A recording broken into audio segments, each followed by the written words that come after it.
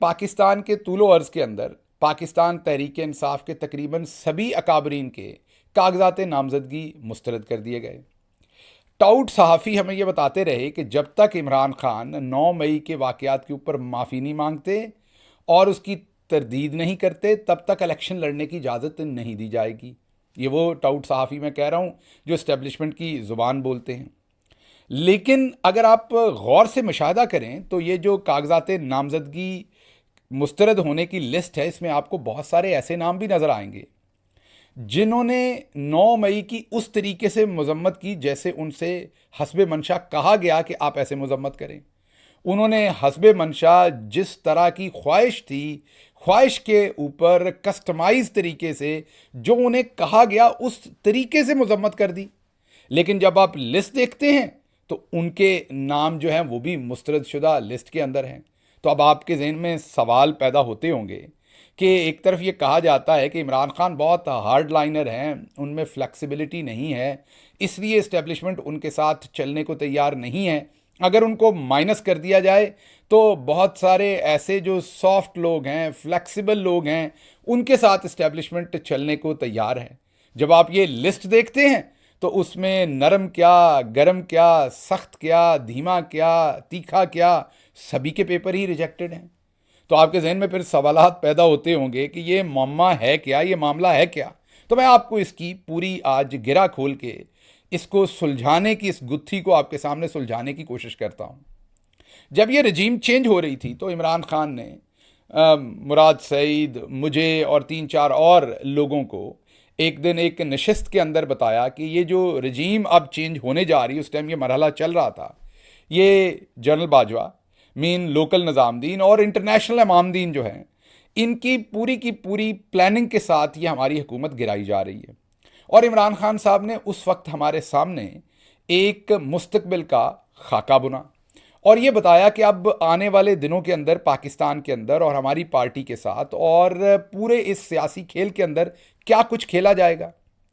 आज जब मैं मुड़ के पीछे देखता हूं तो आपके लिए भी हैरानी की बात तो होगी, मेरे लिए खुद बड़ी हैरानी की बात है कि इमरान खान का एक एक लफ्ज़ हूबहू सच साबित हुआ। खैर, रजीम चेंज वो बताता हूं आपको कि क्या क्या सच साबित हुआ, लेकिन रजीम चेंज का वो जो प्रोसेस है जैसे जैसे चला, उसमें हमने देखा कि बहुत सारे दोस्त जो हैं हमारी अपनी पार्टी के, उन्होंने आके इमरान खान साहब को ये कहा कि जी अगर फ्लेक्सिबिलिटी की थोड़ी सी पॉलिसी अपनाई जाए ना तो मामला ठीक हो जाएंगे, बातचीत से मामला ठीक होंगे। आप बहुत हार्ड लाइनर हैं, ज़रा अपनी बात के अंदर थोड़ा सा लचक लाइए, फ्लेक्सिबिलिटी शो कीजिए। इमरान खान उनसे पूछते थे कि रजीम चेंज हुई है, एक बैरूनी इमा के ऊपर पाकिस्तान के अंदर एक मुंतखब हुकूमत को गिरा दिया गया है, तो अब मैं क्या फ्लेक्सिबिलिटी शो करूं, ये करूं कि मैं चुप करके घर चला जाऊं और आवाम को ना बताऊं कि क्या हुआ है। और पाकिस्तानी अवाम के साथ जो पिछले 75 साल में हो रहा है, जो उनका हक है कि उन्हें सच बताया जाए, क्या उनके उस हक से उनकी हक तलफी कर दूं, खामोश होकर चला जाऊं? तो अगर इसको इनफ्लेक्सिबिलिटी कहते हैं तो इमरान खान ने कहा कि मेरे नज़दीक तो ये एक बहुत बड़ा कौमी जुर्म है। बहरहाल मामला आगे बढ़ना शुरू हुए और फिर 25 मई आया। 25 मई को पहली दफ़ा रियासत ने डंडा उठाया और लोगों के घरों में जा घुसे। आजकल आपको कोर कमांडर के घर के ऊपर हमले की बात बार बार बताई जाती है। कोई शक नहीं कि कोर कमांडर के घर के ऊपर जो हमला है उसकी मजम्मत इमरान खान भी कर चुके हैं, हम भी कर चुके हैं, हर ज़ियो शऊर पाकिस्तानी करेगा। लेकिन आपको ये भी देखना होगा कि 25 मई को जब ये सारा काम शुरू हुआ तो किस तरीके से सबसे पहले लोगों के घरों के अंदर घुस के, जिस तरीके से कोर कमांडर के घर की ताज़ीम है, बहुत सारे और पाकिस्तानियों के घरों की भी उसी तरीके से ताज़ीम है। तो 25 अक्टूबर को उनके घरों के अंदर घुसा गया, औरतों को मारा गया, जदोकोब किया गया, हमारे कुछ वर्कर्स को, फैसल वर्कर था हमारा लाहौर में, KPK में, वर्कर्स को शहीद कर दिया गया। ये 25 मई 2022 की बात कर रहे हैं। लेकिन ना उसकी रियासत के किसी इदारे ने मजम्मत की, ना जिम्मेदारी ली, ना शर्मिंदगी महसूस की कि ये इतना बड़ा जुल्म अपने ही मुल्क की एक जमात जो अब आप कहते हैं 9 मई का वाकया हो गया, उस वक्त तो कोई 9 मई का वाकया नहीं हुआ था, उस वक्त तो 9 अप्रैल का वाकया हुआ था, और 9 अप्रैल को इमरान खान की हुकूमत गिराई गई थी। इमरान खान विक्टिम था, मजलूम था, इमरान खान की पार्टी मजलूम थी। तो एक मजलूम के ऊपर आपने डबल डाउन किया, और 25 मई का सानहा, 25 मई 2022 का सानहा आपने उसके ऊपर किया। लेकिन क्या किसी ने मजम्मत की उसकी? क्या किसी ने माफ़ी मांगी? क्या किसी ने उसके ऊपर ये कहा कि ये नहीं होना चाहिए था, इसके ऊपर रिग्रेट है, उसके ज़ख्म के ऊपर किसी तरीके से मरहम रखी गई? नहीं, बल्कि जुलाई के अंदर जो ज़िमनी इलेक्शन हुए उनके अंदर और भी ज़्यादा कोशिश की गई, और भी ज़्यादा एहतमाम के साथ इलेक्शन को चोरी करने की कोशिश की गई। लेकिन अवाम डटकर इमरान खान के साथ खड़ी हो गई, और जिसकी वजह से इमरान खान ने वो इलेक्शन जो जुलाई 2022 का था वो वाज़े बरतरी से जीत कर अपनी हुकूमत जो है वो बना ली पंजाब के अंदर। उसके बाद मामलात फिर दगरगू हुए, चलते रहे, मामलात आए इस तरफ के असम्बलियों से मुस्तफ़ी हुआ इमरान खान, क्योंकि तमाम बड़े बड़े वकला ने इमरान खान को ये बताया कि अगर आप मुस्तफ़ी हो जाएंगे तो आइन का एक हक है जिसके तहत आप मुस्तफ़ी होंगे, तो 90 दिन में इलेक्शन होगा, इलेक्शन ही आप चाहते हैं, आवाम के पास आप चले जाएंगे, आवाम अपना फ़ैसला सुना देंगे, और मुल्क के अंदर ये जो फैला हुआ इंतशार है ये ख़त्म हो जाएगा। इमरान खान ने आइनी रास्ता लिया, असम्बलियाँ तोड़ी और इलेक्शन मांगा। इलेक्शन मांगना इमरान खान का जुर्म बना, और इमरान खान के ऊपर गोलियों से हमला कर दिया गया। इमरान खान के जिस्म के अंदर गोलियां मारी, किसी ने ना माफ़ी मांगी, ना मजम्मत की, ना ही उसकी प्रॉपर तहकीक होने दी। खैर, इमरान खान ने चंद अहबाब के खिलाफ अपनी FIR दर्ज करवाने की बात की, तो उसके ऊपर आपके सामने हुकूमत पंजाब के अंदर हमारी अपनी थी, लेकिन वो FIR जो है वो दर्ज ना हो सकी, बल्कि बहुत सारे हमारे अपने अकाबरीन, हमारे बहुत सारे बड़े आपको मैं ये कह सकता हूँ कि सीनियर ओहदों पर फाइज लोगों ने वापस आके इमरान खान को कहा कि जिन अहबाब का आप नाम दे रहे हैं वो तो बहुत अच्छे लोग हैं, हम उनसे मिले हैं, हम बहुत इम्प्रेस हैं उनसे, वो तो बहुत लॉ अबाइडिंग और अच्छे लोग हैं, तो आप अपनी जो राय है उसके अंदर तब्दीली लाएं, आप जो अपनी स्ट्रेटजी है उसके अंदर तब्दीली लाएं, थोड़ी नरमी लाएं, आपको उनके बारे में अपना पॉइंट ऑफ व्यू बदलना चाहिए। आज जब हम लिस्ट देखते हैं तो उन अकाबरीन के जिनकी वो पोजीशन थी उनके कागजात भी मुस्तरद हैं। बहरहाल आगे चलते हैं। आपको याद होगा कि ये गोलियां लगने से पहले मुझे उठाया जा चुका था, तशद्दुद किया जा चुका था। मैं चलें कोर कमांडर के घर की तरह का, मैं कोर कमांडर के घर जितना मुअज़्ज़ज़ तो नहीं हूँगा क्योंकि मैं अशराफिया से नहीं हूँ, मिडिल क्लास हूँ, एक प्रोफेसर हूँ, मेरी कौन सी कोई मेरे कोई कंधों पर सितारे लगे हुए हैं या मैं अशराफिया से हूँ। तो चलें, कोर कमांडर के घर की दीवारें तोड़ी गईं, गेट तोड़ा गया, जलाया गया, बिल्कुल मजम्मत बनती है, माफ़ी भी बनती है जिन्होंने किया उनकी तरफ से। अब मेरे कपड़े उतारे गए, मुझे नंगा किया गया, मुझे मारा गया, मुझे उल्टा लटका के तशद्दुद किया गया, एक ये हड्डी तोड़ दी गई, लेकिन किसी ने अभी तक ना उसकी मजम्मत की, ना माफ़ी मांगी, ना कहा कि हाँ एक इंसान की सेल्फ रिस्पेक्ट की तहकीर की गई है, इसके ऊपर मजम्मत बनती है, और जिन लोगों ने ये किया है उनके खिलाफ कार्रवाई बनती है। चलें, मुझे छोड़िए कि मैं अभी भी अपनी टांग से सही तरीके से नहीं चल सकता, मुझे छोड़ दीजिए। 75-80 साल आज़म सवाती साहब को नंगा किया गया, थप्पड़ मारे गए, उनको उनके बारे में भी किसी ने उनकी ताज़ीम ख़राब करने के ऊपर माजरत नहीं की। उसके बाद ज़िले शाह को टॉर्चर करके कत्ल कर दिया गया, शहीद कर दिया गया, उसकी भी किसी ने तहकीर की, उसकी जान लेने की, मजम्मत, ओपन इंक्वायरी की किसी ने बात नहीं की। फिर अर्शद शरीफ जो पाकिस्तान का सबसे बड़ा जर्नलिस्ट, मैं जिसको गर्दानता हूँ, आपको बहुत बड़े बड़े और जर्नलिस्ट लगते हैं, लेकिन मैं आपको इसलिए नहीं कि वो मेरा दोस्त था, सभी दोस्त हैं, आपको इतना ही फ़र्क है जितना किसी भी और जर्नलिस्ट का अर्शद शरीफ से, जितना मर्सिडीज़ और सुजुकी आल्टो का फ़र्क है उतना ही फ़र्क है। ये बड़ी ही मैं बेहंगम सी एनोलॉजी दे रहा हूँ, लेकिन आपको सिर्फ समझाने के लिए कि वो एक और ब्रीड था, बाकी जो आपके पास बचे हुए दोस्त हैं वो और ब्रीड हैं। बहरहाल उसके ऊपर भी ना इंक्वायरी हुई, ना बात हुई, ना किसी ने कोई मजम्मत की, ना मजम्मत मांगी, ना किसी ने उसके ऊपर इंक्वायरी होने दी, बल्कि मुल्क की आला तरीन अदालत जो सुप्रीम कोर्ट है उसने उस केस को दबा दिया और आज तक दबाए बैठा है। यहीं तक नहीं, कि हुकूमत की, शहबाज शरीफ की अपनी बनाई हुई फैक्ट फाइंडिंग कमेटी, जिसने कीनिया जाके इन्वेस्टिगेट किया और एक रिपोर्ट दी, उसके अंदर हुकूमत के 2 आला पाए के ऑफिसर इन्वॉल्व थे। उन्होंने एक बेहतरीन फैक्ट फाइंडिंग रिपोर्ट लिखी और उस रिपोर्ट के अंदर उन्होंने अरशद के कत्ल के ताने बाने रियासत की इंटेलिजेंस एजेंसियों के साथ वाज़े तौर पर जोड़ दिए। अरशद के ऊपर होने वाली FIRs रियासत की इंटेलिजेंस एजेंसियों की इमा पर करवाई गई, उन्होंने लिख दिया, लेकिन फिर उस रिपोर्ट को सुप्रीम कोर्ट के अंदर दबा दिया गया। अब ये मामला यहां से भी आगे निकले, आगे चल पड़ते हैं। आगे ये हुआ कि इमरान खान साहब, तो मैंने जैसे आपको कहा कि हमें तो रजीम चेंज के वक्त उन्होंने बता दिया था कि क्या हो रहा है और आगे क्या होना है, तो आगे चल पड़े। जब आगे चल पड़े तो फिर 9 मई हो गया। 9 मई अब जब होता है तो आज टाउट सहाफ़ी हमें बताते हैं बार बार कि जी जब तक इमरान खान इसकी मजम्मत और माफ़ी नहीं मांगेंगे तब तक खलासी नहीं मिलेगी। अब पहले ज़रा 9 मई की तरफ आ जाते हैं।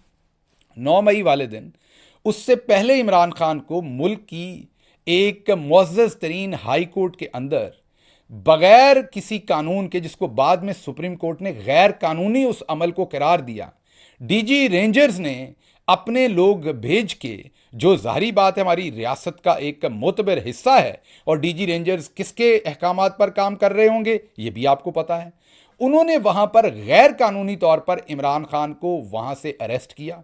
इमरान खान पर तशद्दुद किया, उनके वकला पर तशद्दुद किया, हाई कोर्ट के अमले पर किया, तोड़ फोड़ की। इमरान खान को गिरेबान से पकड़ के 70 साला मुल्क के मजबूत तरीन, मकबूल तरीन, सबसे मोतबर लीडर को धक्के देते हुए एक गाड़ी में बिठाकर वहां से ले जाया गया। पब्लिक जाहिर बात है सड़कों पर आई, और उसके बाद हमारा कहना यह है कि ये नून लीग और उस टाइम की जो रजीम थी उनका अपना किया धरा था, क्योंकि जब दरवाजे खुलते हैं कोर कमांडर हाउस के, जहां पर गार्ड्स लगे हुए हैं, वो लोगों को रोक रहे हैं, लोग अंदर जाना चाह रहे हैं, और जब वो दरवाजे खोल के अंदर जाया जाता है तो आप देखते हैं कि पहले ही वहां अंदर आग लगी हुई है, पहले ही तोड़ फोड़ हुई हुई है। अब जो सवालात हैं उसके कोई जवाब नहीं देना चाहता। कौमी सानहे जो होते हैं वो मुश्तरका सानहे होते हैं। कौमी सानहे के ऊपर मुश्तरका तरीके से आपने इन्वेस्टिगेशन करनी होती है तो ही उनकी रियलिटी सामने आ सकती है। अब एक इतना बड़ा कौमी सानहा हुआ, पुलिस जो घड़ी घड़ी कंटेनर लगा देती थी, आंसू गैस फेंकती थी, शेल मारती थी, जिले शाह जैसों को शहीद तक कर देती थी, फैसल को शहीद कर देती थी लाहौर के अंदर, हमारे वर्कर को, वो पुलिस कहीं पर लाहौर में नहीं थी। अब क्या अवाम टैक्स का पैसा नहीं देती? क्या वो ये सवाल ना पूछे? अवाम सवाल पूछती है तो उसका जवाब नहीं दिया जाता। फिर अवाम पूछती है कि वो कैमरे जो CCTV पूरे लाहौर में लगे उनकी फुटेज सामने लाइए। पता चले कि क्या हुआ, 8 महीने गुजर गए, उन कैमरों की फुटेज सामने नहीं लाई जा रही।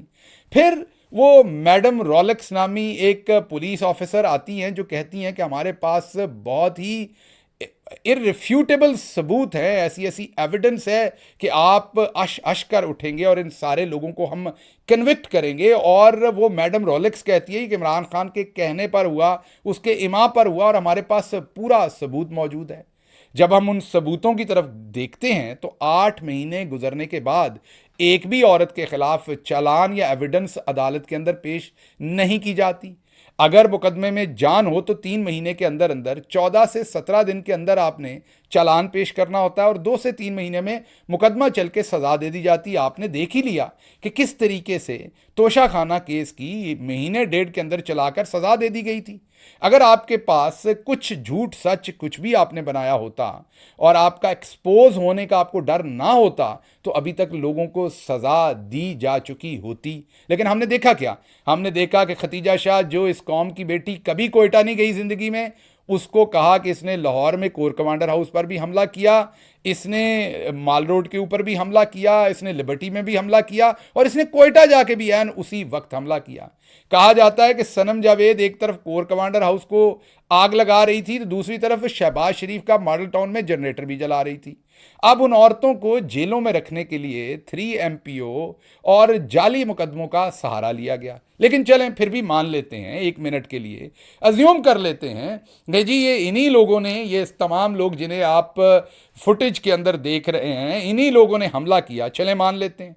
अब रियासत के ऊपर, मेरी फौज के ऊपर, आपकी फौज के ऊपर जो हमला करेगा, वो भले पीटीआई से हो, भले कहीं और से हो, हम तो उससे डिस्टेंस भी करेंगे, उसकी मजम्मत भी करेंगे, उसकी लानतान भी करेंगे और ये चाहेंगे कि उसको कड़ी सजा दी जाए।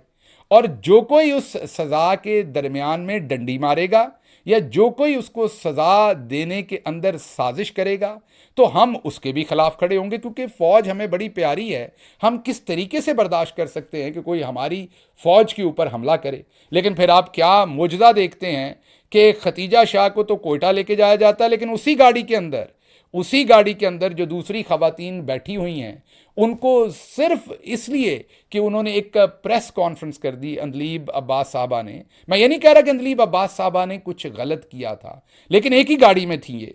अंदलीब अब्बास साहबा क्योंकि तहरीके इस्तेहकाम में चली जाती हैं तो उन्हें छोड़ दिया जाता है।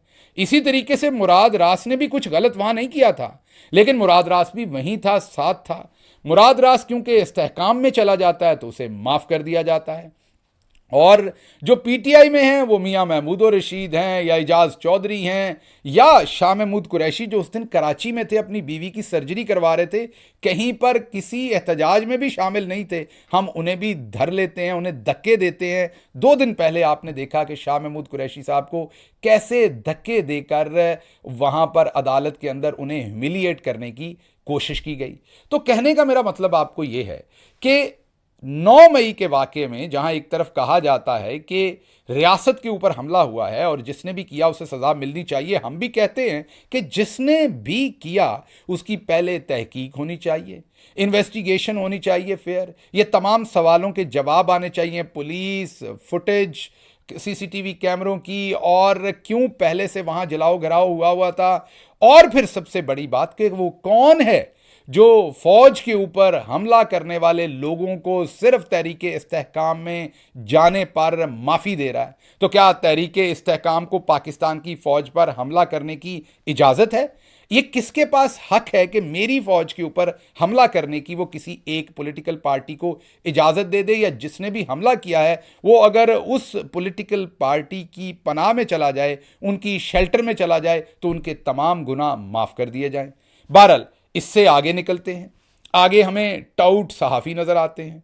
सारी उम्र हमने सोचा कि अंसार अब्बासी साहब जो है वो एक मोतबर सहाफ़ी हैं, क्योंकि अल्लाह और अल्लाह के रसूल से उनकी बात सल्लल्लाहु अलैहि वसल्लम उनकी बात शुरू होती है।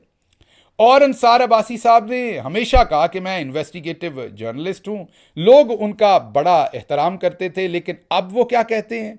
अब वो तज्जिए ये देते हैं कि अगर पीटीआई जीत गई, पीटीआई जो कि एक सियासी जमात है और अवाम ने उनको वोट दे दिया, तो पाकिस्तान में इसलिए इंतशार फैलेगा कि फ़ौज और पीटीआई जो है उनके रिलेशनशिप ठीक नहीं है, फ़ौज पीटीआई को नहीं आने देना चाहती। तो अंसार अब्बासी ये नहीं कहते कि जमहूरियत के असूलों के मुताबिक जिसको अवाम लाए उसको आना चाहिए, बल्कि वो कहते हैं पीटीआई को इलेक्शन में नहीं जाने देना चाहिए।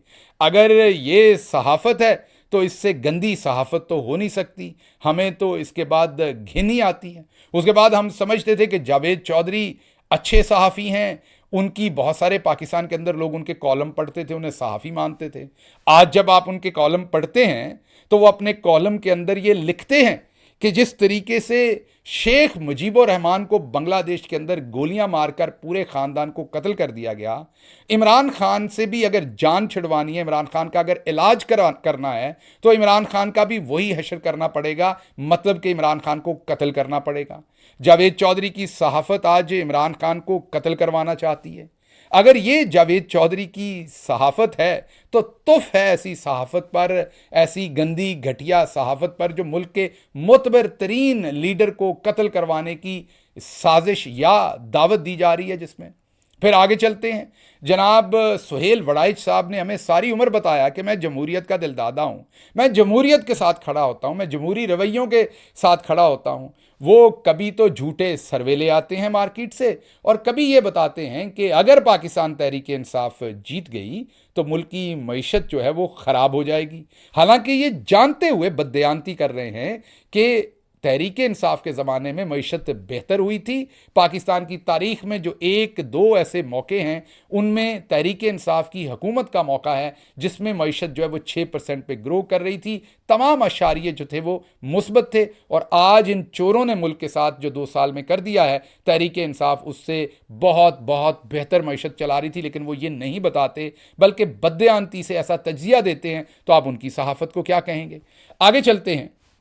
मुनीफ फारूक, उसको हम सहाफ़ी समझते थे कि एक यंग पढ़ा लिखा वकील है, मैं खुद भी उसका एहतराम करता था कि फ्रेश ब्लड है, सहाफ़त के अंदर फ़ॉरेन क्वालिफाइड है, ऐसे लोग बेहतर राय लेकर आएंगे, ऐसे लोग बेहतर असूल ज़ाब्ते एथिक्स लेके आएंगे। अब वो टाउट दिन रात लोगों को ये कहता है कि पीटीआई के साथ अब ये होने वाला है, अब ये होने वाला है, अब ये होगा, और इमरान खान जब तक माफ़ी नहीं मांगेंगे उनको खलासी उनकी नहीं होगी और इलेक्शन लड़ने की इजाज़त नहीं दी जाएगी। अब इमरान खान मजम्मत तो 9 मई की बार बार कर चुके और कई बार कर चुके हम भी मजम्मत कर चुके, तमाम लोग कर चुके, लेकिन कहा जा रहा है कि इमरान खान माफ़ी मांगे, मतलब कि इमरान खान पहले ये माने कि 9 मई मैंने किया, और फिर अपने आप को आपके कदमों में मरहून मिन्नत आपके डाले, और फिर आप फैसला करें खुदा बन के कि आपने इमरान खान के ना करदा गुनाहों की इमरान खान को क्या सज़ा देनी है, उसका फैसला आप करें, और इमरान खान माने कि मैंने ये जुर्म किया है, और फिर बात आगे चलेगी। ये टाउट मुनीफ फारूक कह रहा है। लानत है आपकी सहाफ़त पर अगर आप इसको सहाफ़त कहते हैं कि एक चीज़ जिसकी ना कभी इन्वेस्टिगेशन हुई, ना कोई सबूत सामने आया, और हम आज भी कहते हैं फेयर इन्वेस्टिगेशन हो जाए, सबूत सामने आ जाएं, जो मुजरिम हो वो पीटीआई में से हो, वो कहीं और से हो, उसको करार वाकई सज़ा देनी चाहिए और उसको किसी सूरत माफ़ी नहीं देनी चाहिए, ना ही इस्तेहकाम में जाने पे, ना पीटीआई, ना नून, ना किसी और बात पे, उसे सख्त सज़ा देनी चाहिए। लेकिन मैं आपको बता रहा हूं कि इसकी इन्वेस्टिगेशन नहीं होगी, बिल्कुल उसी तरीके से जैसे अरशद शरीफ के कत्ल की इन्वेस्टिगेशन नहीं होने दी गई और फैक्ट फाइंडिंग रिपोर्ट को दबा लिया गया। अब सहाफ़त भी आपने देख ली, रियासत के काम भी आपने देख ली। अब आते हैं हम उन दोस्तों की तरफ जो दोस्त ये कहते रहे इमरान खान को कि फ्लेक्सिबिलिटी की तरफ हमने जाना है। उन दोस्तों को बुलाकर दफ्तरों के अंदर बंद कमरों में ये कहा गया कि -1 करवा लें, इमरान खान को माइनस कर लें, बाकी सत्ते ही खैर हैं। उनमें कुछ लोग बेचारे मजबूर हुए, कुछ शरीफ थे और कुछ टाउट थे। टाउट भी उनमें शामिल थे, जैसा मैंने कहा, शरीफ लोग भी थे जो बेचारे गुड फेथ में उन्होंने 9 मई की वो मजम्मत की, मजम्मत तो सारी करते हैं, लेकिन वो मजम्मत की जो हस्बे मंशा उनको कही गई, और वो बयान दिया, आगे निकल के बयान दिया, इवन इस तरीके का बयान दिया कि जिससे ऐसा लगता है कि जैसे शायद खुदा न खास्ता ये काम वाकई पाकिस्तान तहरीक इंसाफ ने किया था, जो कि बिल्कुल नहीं किया, क्योंकि मैं इमरान खान के साथ रहा हूं, मुझे पता है इमरान खान कभी किसी के खिलाफ भी कभी भी पुरअमन से ज़्यादा एहतजाज एहतजाज को सपोर्ट नहीं कर सकता। इमरान खान ऐसा शख्स है ही नहीं जो तशद्दुद की, जो इंतशार की बात करे, और फिर अपनी फ़ौज पे मुमकिन ही नहीं है, क्योंकि मैंने इमरान खान के दिल में जितना अपनी फ़ौज को एहतराम और मोहब्बत देखी वो शायद ही किसी के दिल में देखी हो। तो इसलिए अब ये टाउट ये कह रहे हैं कि इमरान खान ये करे। बहरहाल वो जो शरीफ लोग थे या उनमें से कुछ टाउट बिके हुए थे, पॉलिटिकल लोगों की बात कर रहा हूँ, उन्होंने बेचारों ने मजम्मतें भी की और हस्बे मंशा मजम्मतें की, नारे भी मारे जो उनको कहे गए, और वो नारा जो सारे पाकिस्तानी मारते हैं वो नारे उन्होंने अपने दिल से तो चलें वो मारते ही होंगे, हस्बे मंशा जलसों के अंदर भी मारे, और वो तमाम काविश की कि किसी तरीके से मुख्तदरा जैसे कहा जाता है चौधरी निज़ामुद्दीन को किसी तरीके से खुश कर लें। और वो ये मंजन बेचते थे पार्टी के अंदर भी कि देखिए अगर आप फ्लेक्सिबल हों, सॉफ्ट लाइन हों तो मामला बन जाएगा, ये हार्ड लाइन को छोड़ना पड़ेगा। अब मैं आपसे चंद सवाल करता हूँ, क्या जो हमारे शाह महमूद कुरैशी साहब हैं ये हार्ड लाइनर हैं? ये कभी तशद्दुद की बात करते हैं? उनके कागजात क्यों मुस्तरद किए गए? क्या चौधरी परवेज़ अलाई और चौधरी मुनस अलाई ने कभी फ़ौज के मुखालिफ कोई बयानिया लिया? फ़ौज के ऊपर हमला तो दूर की बात है, फ़ौज की राय से भी डिसएग्री किया, उनके कागजात भी मुस्तरद कर दिए गए। शरीफ आदमी पाकिस्तान तहरीक इंसाफ से अली मोहम्मद खान, क्या उन्होंने सही तरीके से 9 मई की मजम्मत नहीं की? क्या वो नारा नहीं लगाते जो पूरा पाकिस्तान लगाता है, या उससे बढ़ के भी नहीं लगाते? आपने उनके भी कागजात मुस्तरद कर दिए। तो फिर सवाल तो ये बनता है ना कि मामला कुछ और है। वो मामला क्या है वो मैं आपको बता देता हूं। मैं आपको इसलिए बता सकता हूं कि हमें वो बात इमरान खान ने जब रजीम चेंज हो रही थी तब बताया था। मामला ये है कि उस वक्त के निज़ामुद्दीन साहब, जनरल बाजवा इंटरनेशनल अमामदीन के साथ ये तय कर चुके थे कि इमरान खान को हर सूरत हुकूमत से हटाना है, और हटाना इसलिए है कि इमरान खान एक इंडिपेंडेंट है और खिलौना नहीं है। इमरान खान पपेट नहीं है। इमरान खान आपकी कही हुई हर बात को मानता नहीं है। इमरान खान अपने मुल्क और अपनी आवाम का एहसास करता है और अपने मुल्क और अपनी आवाम के फ़ायदे की बात और नुकसान की बात को समझता है। एब्सोल्युटली नॉट वहाँ कहता है जहाँ ज़रूरत है। वो पूरी दुनिया से डरता नहीं है, बल्कि मोहम्मद मुस्तफ़ा सल्लल्लाहु अलैहि वसल्लम की हुर्मत और इस्लामोफोबिया के खिलाफ अक़वाम मुत्तहिदा में डट के बात करता है। बैरूनी जंग में जाने को तैयार नहीं है और वहाँ एब्सोल्युटली नॉट कहता है।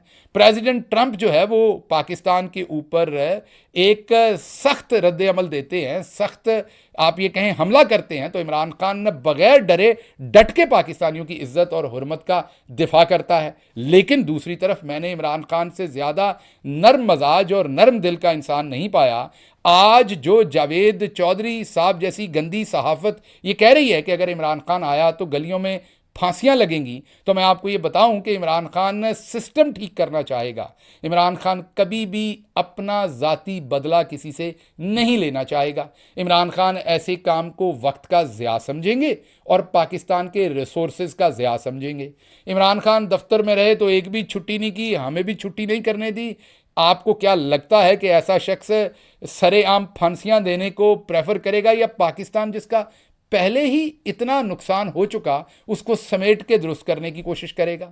तो इमरान खान बिल्कुल हार्डलाइनर नहीं है जहां उसकी ज़ात आती है, लेकिन जहां उसके कौम का वकार, कौमी इज़्ज़त, इश्क रसूल सल्लल्लाहु अलैहि वसल्लम और पाकिस्तान की हुर्मत आती है, तो वहां वो बिल्कुल हार्डलाइनर है।